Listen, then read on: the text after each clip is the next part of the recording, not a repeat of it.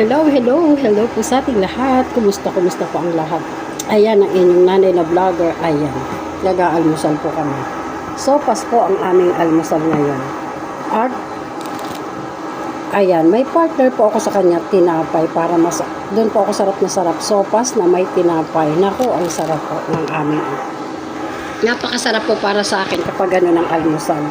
Ayan guys, ang aking darling, kumakain siya ng sopas. Ayan guys, nag-iisip-isip pa siya guys. Ayan, more on vegetable ang aming sopas guys.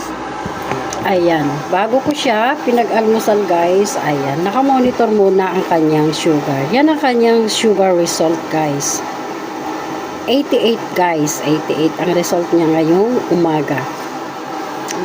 Bago ko siya pakainin ng almusal, minomonitor ko muna ang kanyang sugar kasi napaka-importante nun guys. Kailangan alam natin, para alam natin kung gaano karami ang ipapakain natin sa isang pasyente na may diabetes. Importante yun guys. Ang i-monitor natin sila bago kumain sa umaga at ganun din bago sila kumain sa gabi. Ayan, ito ang ginagamit kong strip sa kanya guys. Ganyan, ito ang machine na ginagamit ko sa kanya. Ayan. At ito naman ang karayom na ginagamit ko para sa pantusok sa kanya guys. Ayan, nakaset siya guys.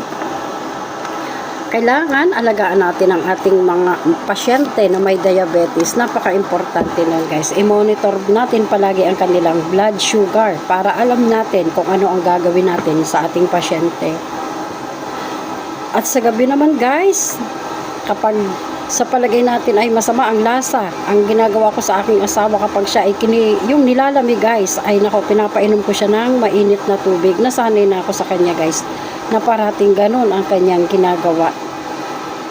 Kasi guys, ay matutulungan natin ng maayos ang ating patient. Yun guys ang ating gawain. Kaya yan, isinishare ko sa inyo ang tunay na experience na nararanasan ko sa aking darling guys, kasi siya nga ay may diabetes. Huwag natin silang pababayaan. Alagaan natin sila. Number 1 nga, ang lagi nating i-strip ang kanilang sugar. Alamin kung ano ba ang kanilang blood sugar. Napaka-importante nun bago natin sila pakainin para alam natin kung gaano ang karami ang ipapakain natin sa kanila, at huwag natin silang pakakainin ng mga food na may mga sugar. Talagang tataas ang kanilang blood sugar guys. Yun ang pagkikare sa isang diabetic person guys.